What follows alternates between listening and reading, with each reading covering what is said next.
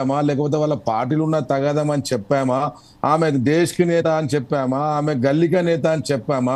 మేము ఆమె గురించేమీ ఎక్కడ మాట్లాడలేదు, మాకు సంబంధం లేదు.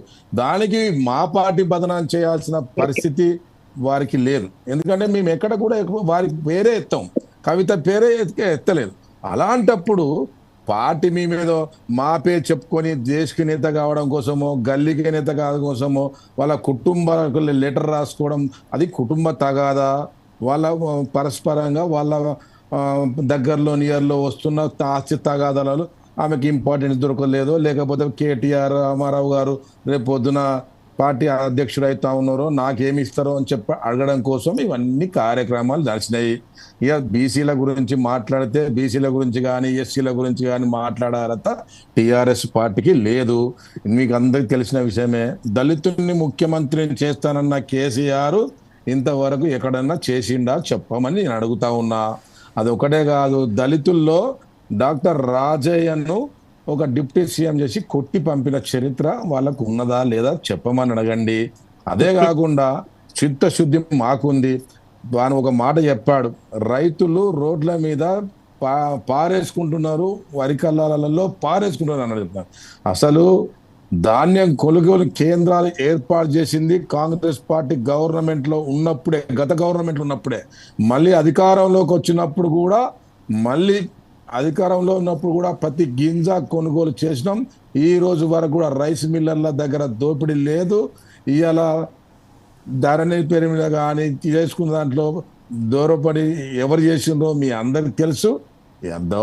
దాచుకోవడం కోసం చేస్తున్న కుట్రలు రాష్ట్రాన్ని అప్పుల పాలు చేసింది.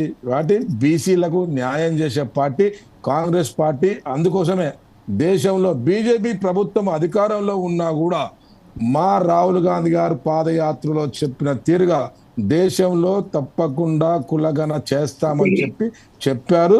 దాని మీదనే మా రాష్ట్రంలో, ఒక్క రాష్ట్రంలో అధికారంలో వచ్చిన కులగణ మీద స్పష్టతగా చేశారు. బీసీలకు వాళ్ళకు 42% డిక్లరేషన్ ఇచ్చారు. అది ఏ దేశంలో, రాష్ట్రంలో అన్ని దేశాలు గౌరవించే విధంగా ఇలా బీసీలకు పెద్దపీట వేస్తా ఉన్నాం. అది కాకుండా బీసీలకే కాదు, దళితులకు కూడా పెద్దపీట వేసే పార్టీ, దళితుల బడుగు బలహీన వర్గాలకు పెద్దపీట వేసే పార్టీ కాంగ్రెస్ పార్టీ. బడుగు బలహీన వర్గాల పార్టీ కాంగ్రెస్ పార్టీ.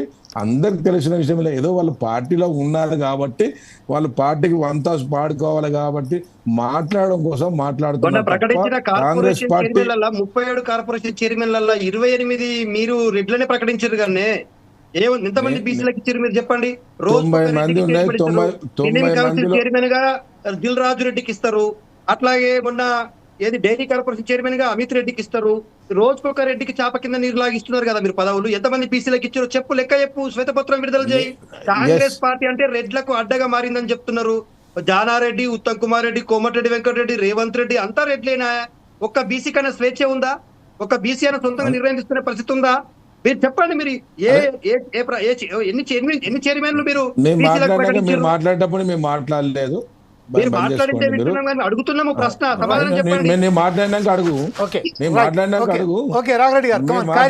మాట్లాడలే కదా నేను, వారు చెప్పిన సమాధానం నేను చెప్పగలను. తప్పకుండా రిజర్వేషన్ లేని చైర్మన్లు, రిజర్వేషన్ల చేసినలో ఓసీలకు అవకాశం ఎక్కించిన మాట నిజం. దాన్ని మేము 100% ఒప్పుకుంటా అని చెప్పిన దాంట్లో నిజం ఉంది. కానీ బీసీలకు న్యాయం చేసే పార్టీ కాంగ్రెస్ పార్టీ. అన్ని ఎస్సీలకు కూడా న్యాయం చేసే పార్టీ కాంగ్రెస్ పార్టీ. చరిత్ర ఒకసారి తీసి చూసుకోమని చెప్పు. ఆయన ఒక బీసీ బిడ్డగా కేసీఆర్ దగ్గర ఆయన ఉడుగం చేయాల్సిందే పాపం. వారికి ఏమన్నా ఎంట్రీ ఉంటుందా? కేసీఆర్ తో మాట్లాడగలుగుతారా? కేసీఆర్ మాట్లాడతారా? చెప్పమని చెప్పు. అక్కడ దొరలకు కూడా మీరు మాట్లాడకండి. మీరు మాట్లాడగలిగితే మీరు మాట్లాడినప్పుడు నేను మాట్లాడలే. తెలంగాణ రాష్ట్రంలో ఉన్న బీసీలందరూ కూడా కాంగ్రెస్ పార్టీకి మాట్లాడేటప్పుడు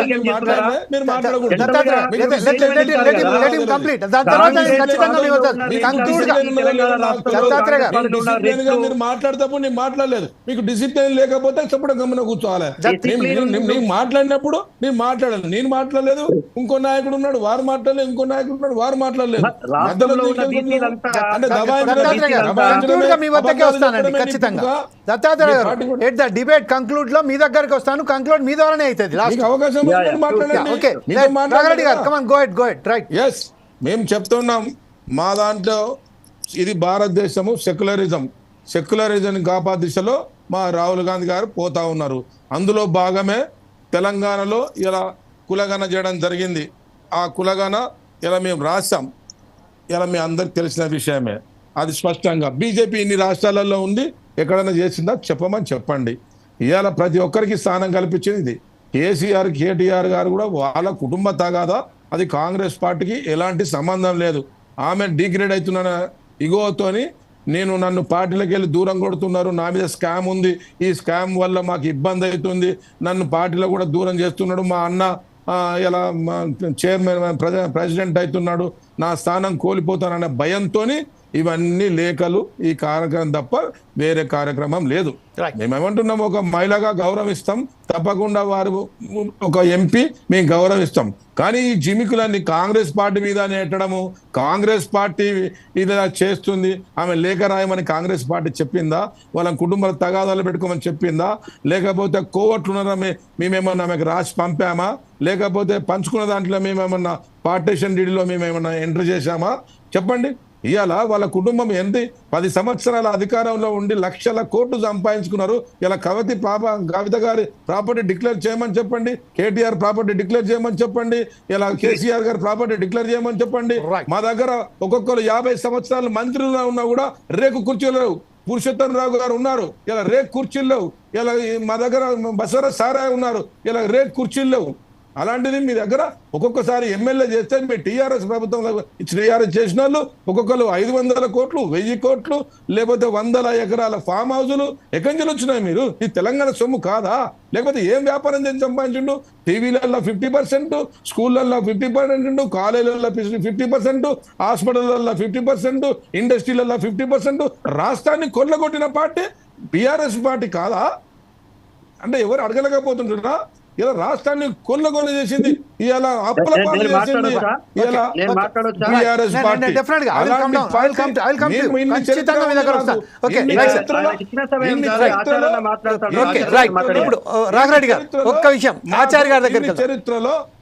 చరిత్రలో ఈ రోజు మా వాళ్ళు ఒక్కొక్కరు 50 సంవత్సరాలు పరిపాలన చేసిన, 100 సంవత్సరాలు పరిపాలన చేసిన ఒక ఎమ్మెల్యే, ఒక మంత్రి వాళ్ళ పుట్టుక కొద్దీ వచ్చిన ఆస్తులు తప్ప రాజకీయాలు సంపాదించినవి లేవు.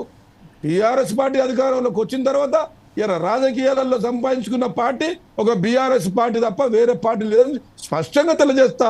సొమ్ము చేసుకున్నారు, దోసుకున్నారు, దాచుకున్నారు. ఇలా అన్ని సామాజిక వర్గాలను దోపిడీ చేసింది ఇలా బీఆర్ఎస్ పార్టీ అని స్పష్టంగా తెలియజేస్తున్నా. అన్ని సామాజిక వర్గాలకు అన్యాయం చేసిన పార్టీ బీఆర్ఎస్ పార్టీ.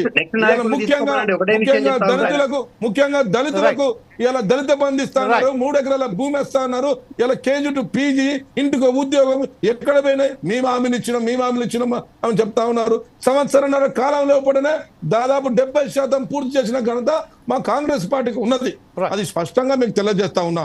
ఒకసారి గమనించాలి. విమర్శ కోసం, మాట్లాడడం కోసమో, విమర్శన కోసమే నేను కూడా విమర్శించాలని చెప్పి నేను కూడా ఒక ఉన్నా అని చెప్పి మాట్లాడకూడదు. నిజాలు మాట్లాడాలి. నిజాలు మాట్లాడితే తెలంగాణ ఎంత వెనుకపోయింది, తెలంగాణ ఎంత అభివృద్ధిలో ఇలా వెనుకకున్నామో, ఒకసారి తెలంగాణ ప్రజలు ఎంత గోస అనుభవిస్తా ఉన్నారో, రైతాంగం గాని, యువకులు గాని, విద్యార్థులు గాని, మేధావులు గాని, అమరవీరుల కుటుంబాలకు కూడా కనీసం సహాయం చేయలేని పార్టీ బీఆర్ఎస్ పార్టీ. రాఘరెడ్డి గారు